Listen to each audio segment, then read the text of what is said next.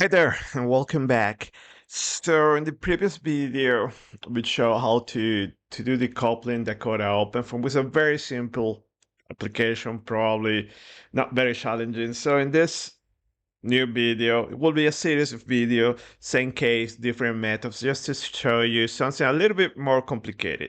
It is easy because we're going to work 2D, but we're going to do some shape optimization. But before doing that, introducing the problem, I want to revisit some basic concepts. So we're going to talk about practical numerical optimization, CFD, and the code coupling Dakota OpenFOAM.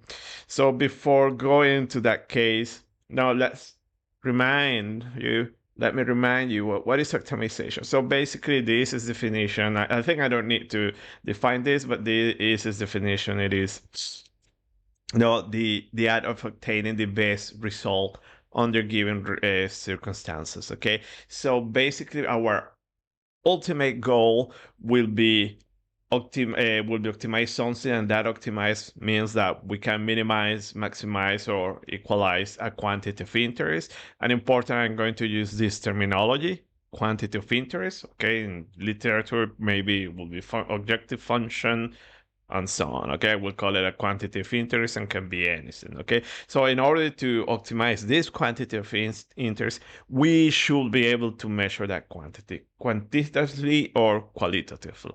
Okay, it doesn't matter how we measure, and this is the tricky part sometimes when we do optimization. It can be really tricky to know how to measure that. So many times we want to do, for example, classical example, drag reduction, and that is easy, but then there are some other quantities that are not very easy to quantify, and with another case I will show what I'm talking about. So we need to use some different techniques.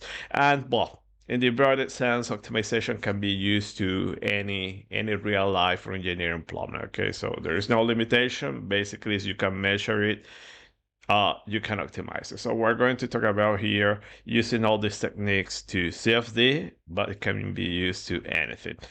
Okay, so let's move. So just to remind you, and just to probably would sound like a broken record on this, but it's very important to know that you need to measure that quantity. Okay, so you can measure that quantity, you can optimize it, and also you should measure that quantity in the right way. So there are many methods now to arrive to our optimal solution. Here, in this simple case that we're going to introduce, so maybe I'm going to add a little some level of complexity. So this first one will be 2D. Okay, very simple, but we're going to see how we add many tools and how to optimize them. But then we're going to add some extra level of complexity. And to do the optimization, we're going to use one single tool that probably you are here, that we're going to use Dakota, but it's important to stress that you can use any tool. All the tools, the optimization methods are exactly the same. What is going to change is just the user experience, okay? How you interact with libraries and so on. So particularly speaking, I really like Dakota, how I can do all the coupling and so on. So later on, I will going to talk about that, but you can use any tool. Okay, have that in mind. So very important, we need to sort of formulate the optimization problem. Okay, it's not like I go and sit down in front of my computer and then I go, okay, I want to do this, or probably I go ChatGPT, do this. It might be possible, and there's something that I'm trying to do. Probably you have seen that I'm doing some stable diffusion videos, and my idea is trying to couple these image diffusion techniques with some other large language models and large visual models, also we can call those, that is stable diffusion, to do some optimization. So I'm trying to disrupt myself how I do optimization. I think it is possible, but probably I haven't found the right way. So probably if you have some ideas and if you want to collaborate, let me know. But I'm trying to go there, but I'm not saying that that will be the solution. That will be another approach. Okay, there are many ways to do it. So I'm trying just to do that disruption there. So in any case, we need to formulate that problem. We are going to talk about a design vector. I'm going to call it X. And here we have all our design variables. So for instance, if you have a geometry and that geometry you can control it with 10 points, this will be the 10 points. Like coordinates, for instance, an airfoil, as you have 100 points, well, you have 100 points as a design vector that you need to somehow control to change your shape. So you start to see that this design vector is a big constraint, because the more you have, the more functions evaluations you need to do. So since can be expensive from the computational point of view. If whatever you are doing, it is expensive. If it is inexpensive, well, put there 1 million variables and it doesn't matter because it is inexpensive. But we know that in CFD, since tends to be expensive. So then we need to say what we want to do. Okay, we want to minimize, maximize, or equalize our quantity. And the problem formulation changes a little bit depending on what is your goal there. And then you measure that quantity of interest, not necessarily one, can be many of them, and the more quantity of interest that you have, these things get a little bit more trickier. And also we need to use different optimization methods, different techniques, different approaches. Okay, so this is how we formulate the problem. Then also that problem doesn't go like that I say, okay, minimize this. Usually we need to add some constraints. Okay, so those constraints can be linear, non-linear constraints that we have here. And it's very important to define this one if you have them, but also it's very important that do not over constrain your problems. And sometimes it might happen that you add many constraints and you are going to converge to what you think it is your ideal optimal solution. So be careful about that. And it's very important because this first test case that we're going to do, it is a problem that we over constrain it to arrive to that specific solution, and it is our reference solution. So kind of it is a manufactured solution that we over constrain just to get that one. Okay, just to be sure that any method should arrive to that solution. Okay, so this is how we formulate the problem. I'm talking about the design vector, and it's something called the course of dimensionality. And basically, the more design variables that you have, okay, the more simulations, I'm talking about CFD, the more simulations that you need to do to construct a good predictor, because at the end of the day, that's what we want, a predictor to predict something. So this is our the biggest hurdle in numerical optimization. So there are different techniques to overcome this, and if we have time, and well, for sure we're going to have time, talk about a little bit adjoint optimization, which is another fantastic technique, but also it's not always the solution to that problem. Okay, so let me go here, a brief overview of optimization methods. Here I can talk a lot about this, and basically I can talk about a whole month about this, but I don't have time. This is just an introduction, but if somebody wants to sponsor this, just let me know now, because it takes time. But anyways, so basically we can talk about design optimization and design space exploration. So design optimization, I like to call it the converging iterative process. So basically we're converging to something. So we start from a point, then we move in a space following some method. So it can be a gradient-based method, derivative-free method, whatever, and then you arrive to the optimal value. So here your starting point, it is the green circle here, and then your final point, the optimal solution is this one, then you move in this trajectory. So these problems, design optimization, they are based in formulating a problem. Remember that slide is very important. Okay, you need to formulate a problem. This implies that you need to give a starting point. Also, you need to give some other information like step size, how you want to compute gradients, if you are using gradient-based methods, or if you are using derivative-free method, what are the optimal parameters, or let's use a terminology used in machine learning, because here also enters machine learning, which is hyperparameters. So sometimes you need to optimize the optimizer to get the best hyperparameters, because you have many variables that can change anything. So yeah, this is the design optimization. So you need to define your problem. Okay, then the other way to do this is design space exploration. This is the way I like to proceed. Okay, well, I proceed in both ways. First, design space exploration, then I go design optimization. But design space exploration, in the broadest sense, I can say that it's something that is a divergent iterative process. It is divergent in the sense that you are not converging to a solution. You are just exploring your design space, and it might happen that in that exploration you will find that optimal solution. I don't know, but it might happen. But basically, you are exploring, you are extracting knowledge. So basically, this is the foundation of machine learning, and that buzzword that start by A and ends in I. So I guess you know what is that. So that is your foundation. You need to do a lot of sampling. You need to get a lot of information, and if getting that information is expensive, like in CFD, that is a big problem. This is my main critic about machine learning in CFD when things are expensive. But in any case, I'm trying to disrupt how it will work.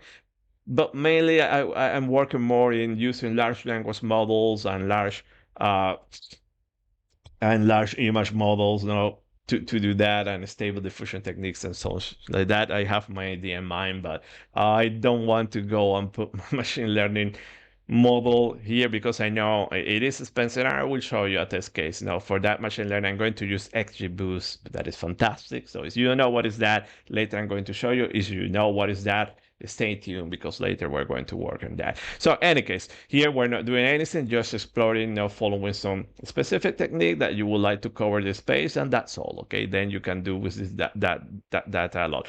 Very important, these figures that you see here, you see just two axes, okay, 2 dimensions or variables, just to illustrate the problem, but you can have many variables, okay, not necessarily you are constrained to 2 variables. You can have 2, 10, 100 assaults of variables. Okay, so then you need to go to a hyperparameter space and see everything there.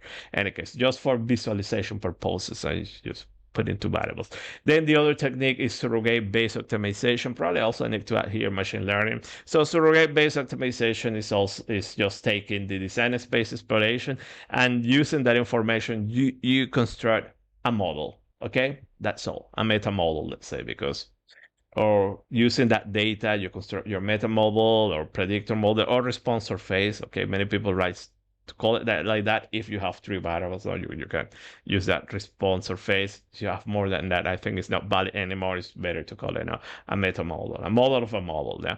So this is what you do, and as soon as you have this meta model, okay, you can do whatever you want in this meta model because you will have an analytical representation of that. So whatever you do will be inexpensive. So there are many ways to do that, to construct this meta model. So you can use polynomial reconstruction, Kriging interpolation, neural networks, machine learning, all that stuff, those buzzwords that are around today, all that stuff you can put it there, or use more traditional methods like a simple linear interpolation or quadratic interpolation, cubic interpolation, or splines, and so on. So there is a lot there. I'm not going into details, but basically now when I talk about design space exploration, just to mention that the main goal here is just to explore your design space at a minimal cost. You need to gather data, and you want to do it at a minimal cost, but that is unavoidable. It will be expensive, and the more accurate that you want that predictor, the more data you need, so it will be expensive. But when you do that, you are gaining a deep statistical understanding, and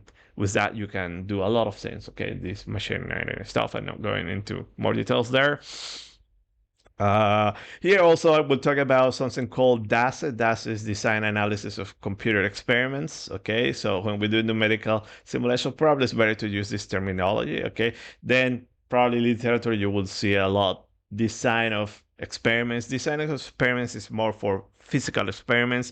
DASE more for numerical experiments. And the main difference will be that in a DOE you will conduct an experiment, and can be repetitive. So for instance, if you're measuring temperature, you measure the temperature today, tomorrow, and 1 week later, just to see repetition or get some seasonality, because that experiment can depend on that. Instead, numerical experiments, they tend to be they don't have any seasonality. They are deterministic. Okay, you run it today, tomorrow, or 1 year later, you should get the same result unless you change something in your source code. So that is the main difference. But in any case, just a little bit of the jargon that I'm going to use. So then some of the techniques that you can use, like, remember that I'm talking about that I'm using just 2 dimensions just to illustrate this one, but basically you want to distribute many different experiments in your design space, and then you measure the quantity, and then construct your model. So the best one would be multidimensional studies that you cover in a uniform way all your design space. So you see here in 2D, you will say, okay, I will do it in 2D because it's inexpensive. But now imagine that you have multivariate problem that you have 10 design variables. If you try to do a grid like this, that will be super expensive. Okay, so then you need to choose some other methods like Latin, hypercube sampling, and stuff like that. With that data, okay, you can do a lot of stuff. I started to do this a while ago, and I still recall when people used to call this big data and exploratory data analysis. Now everything is machine learning, but in any case, it's the same, okay, for me. And then the other method, and this should be moving. Okay, these are figures, so this should be moving. So just interactive, and then you just filter data and you can get a lot of knowledge models and so on. The other method is gradient-based optimization. So here we use a method, a gradient-based method. There are different techniques, and the idea is that you start from a point. You need to formulate a problem here, remember. Instead of the previous one, basically you need to formulate a problem. Just say, okay, I want to do 10,000 experiments and use this method, and that's all. Here you need to do your formulation, starting point, gradient method, how to compute gradients, step size, and so on. So it can be tricky, okay? You need to have some knowledge of what you're doing. So basically, this is what you do. Start from here, and then you move, and in an iterative way, you arrive to your optimal solutions, and they can be very, very efficient, these methods, but they have also some drawbacks. So have some positive aspect, but also they have some drawbacks. So usually when you have noisy functions, it can get into troubles now to get it to the optimal value, because it's the fact that the function is not more is multimodal, so that gradient can get stuck in a peak now, so that can be a problem. Then the other method to avoid the drawbacks that you have with the gradient-based method, mainly the main one will be noise, is derivative-free methods. So these are fantastic. Also, there are many techniques, but the problem of these methods is that they are expensive. They require many functions evaluations, now kind of design space exploration. So here you are not using any gradient informations, or most of these methods they're called derivative-free, but there are some other categories that kind of a mix between derivative free or gradient that can somehow introduce that gradient information. But in any case, you don't use that information, but you move there kind of by brute force until you find that point. So here we have how it will work. Now this is this is how it works, the simplex methods, and then we have here now multi-objective optimization. So you keep iterating until you find this is called the Pareto front. Now this is your optimal solution. So you cannot get any better than this green points there. So you see that how everything is iterating, but it's just brute force. You need to do a lot of iteration. So here we have a small decision matrix, what methods to use. So here I'm focused, by the way, in gradient-based methods, derivative-free methods, design space exploration. Here I'm not talking about adjoint optimization. Adjoint optimization is something different. However, adjoint optimization can use these techniques to get to that optimal value. Okay, so I like to make the difference that adjoint is a global a local method, in the sense that it will compute sensitivities for every single point. Instead, these methods are global in the sense that you need an integral quantity, and using that integral quantity you move. It's difficult to see that image that I'm trying to convey, but I like to see it like that. Later we're going to probably get a better idea. Okay, so I forgot to mention that here now dependent that is you have, for instance, a smooth and expensive function. Okay, basically any method will work, but gradient base will be the fastest and probably will pinpoint the best optimal value. Okay, however, in reality, we have something that is non-smooth and expensive in CFD. So if you are lucky, you can have something smooth and expensive. So still gradient-based methods will work, but it requires a good problem formulation. It requires to know a little bit what is happening. But usually we're going to be here, and in the worst case scenario that many times will happen, you need to do multi-objective optimization, and here you need to go with derivative-free optimization methods that are super expensive, or surrogate-based optimization, which is, I have to say, equivalent to machine learning. Okay, so just to use that modern terminology.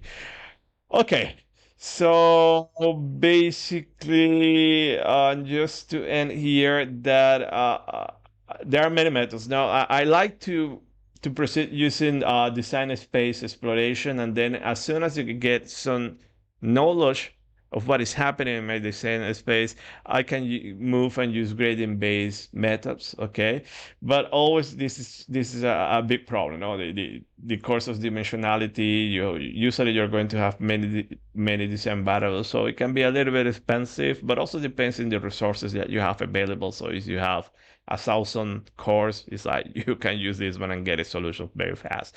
However, a way to circumvent this problem is as I mentioned, is the adjoint optimization, that we can see something local, that you are going to get sensitivities of everything in one function evaluation. Instead, using the global methods that I like to call these two, let's say you need to evaluate for every single design variable, you need to compute a gradient or move using the rules defined in this method. So it tends to be a little bit expensive. But the adjoint is not a silver bullet. It's not always the good technique, but it works really well. Okay, and I like to use the adjoint for fine tuning. So I start with design space exploration. Then when I understand what is happening, I move to gradient-based methods. And after I get a good solution using gradient-based or derivative-free methods, I move and you fine-tune. Okay, you get that 5%, 2, 3% using the adjoint method. That I'm not going into details, but basically it will take all the inputs of your CFD solvers. And when I mean inputs, when I say inputs, I mean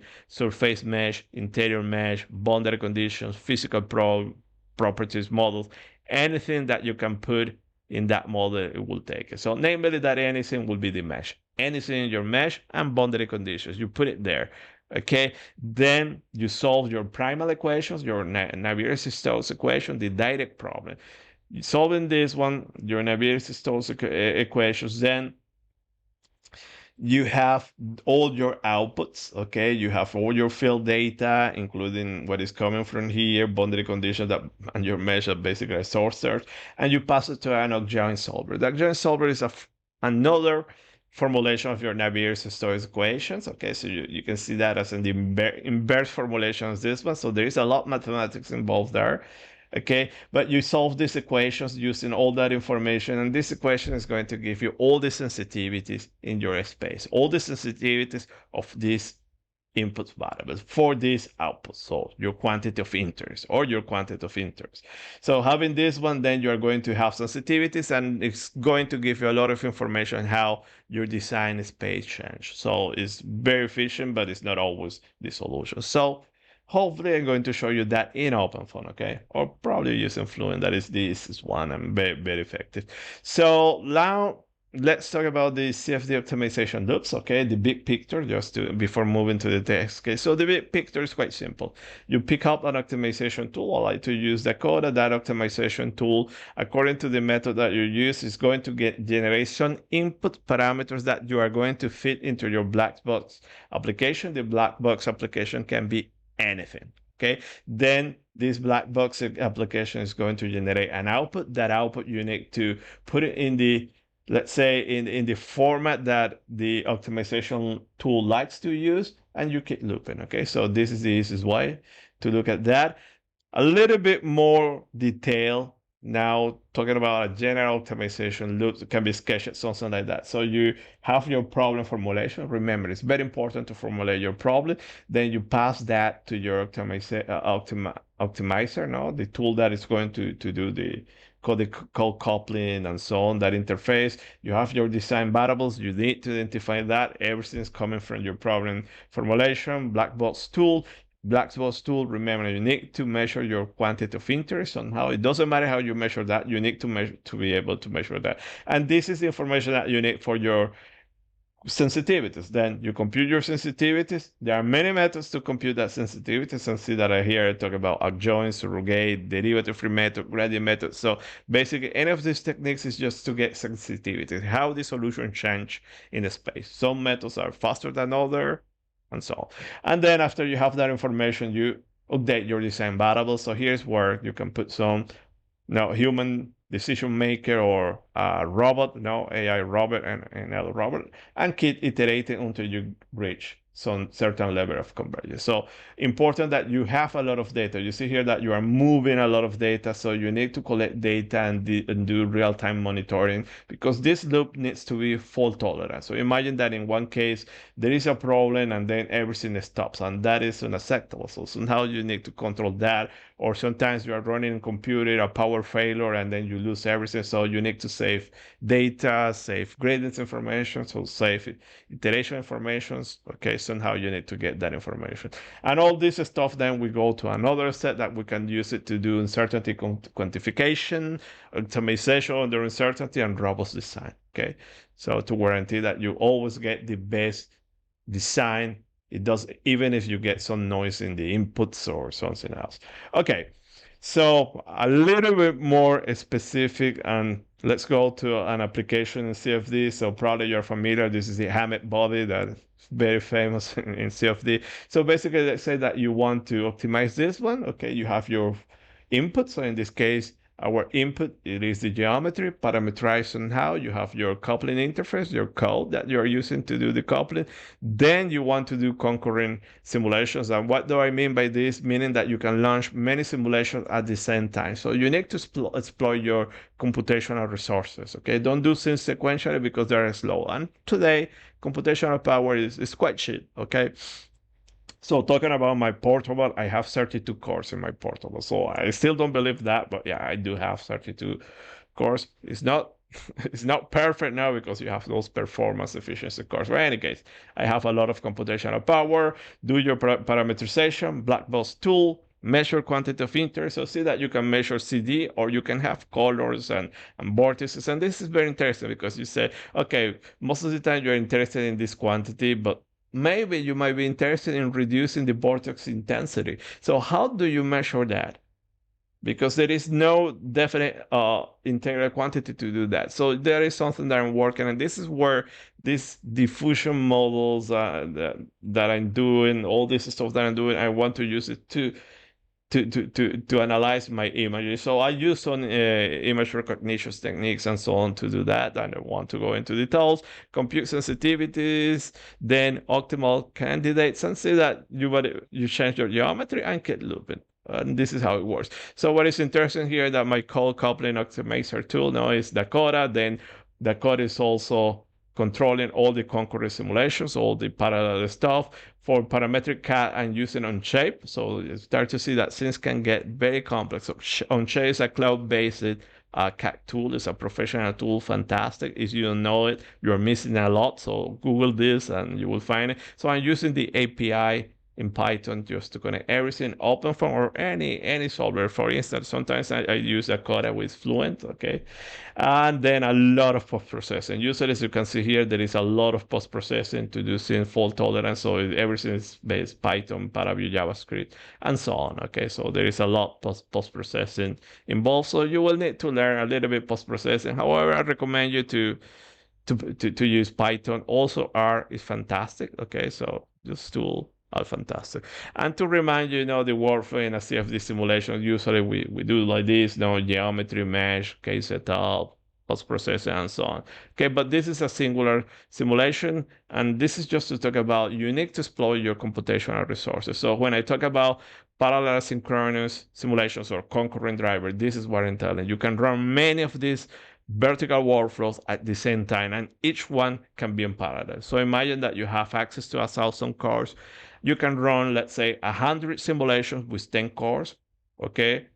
Or 10 simulations with 100 cores, any combination, but exploit that. So you need to have a tool that is able to do that. So another reason why I do like to use Dakota, because you can do that. So also know your hardware, exploit your hardware. So in the end of the day, everything that we're doing, okay, we want to have concurrency, automation, parameterization. And the goal is to do things automatically, but also do things right. And I like to point out now to this beautiful report. Okay, if you haven't read it, I recommend you to read it. And it's quite fun. It has been around for a while, but always it is revised, and always they are delaying all the goals. So many of the things that they stay in the original one, we are not going they are not going to arrive to those objectives in 2030.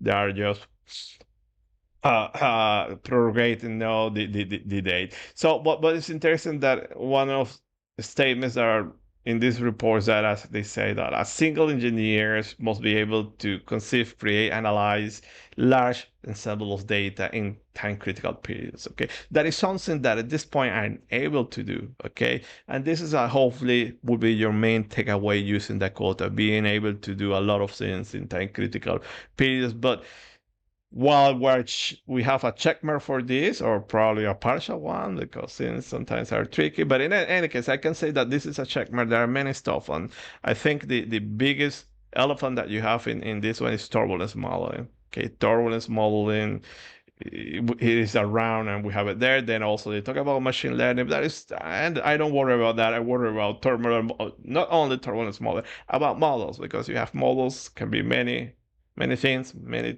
types of physics, but basically the most famous one is turbulence. Okay, so now before ending, let's go let me show you now Dakota overview. So I'm not going into too many details. So Dakota, the tool, you have it here. I strongly recommend the latest version 6.19 for the time of this recording. Okay, so it's this one.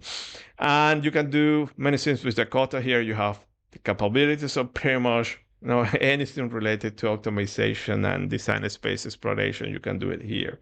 But not only that, okay, there you can do much more. So why Dakota and why not MATLAB, Scilab, Octave, Python, whatever, or any tool that you wrote or in C++ or even Excel? Why not using one of those? And the main reason here, I have this reason, but the most important ones is simulation failure, capturing, restarting capabilities, and parallel asynchronous or concurrent evaluation. And this is why I use it. So simulation failure capturing means that the simulation can fail, the computer can have a problem, your optimization loop can stop, but you can restart whatever you're doing.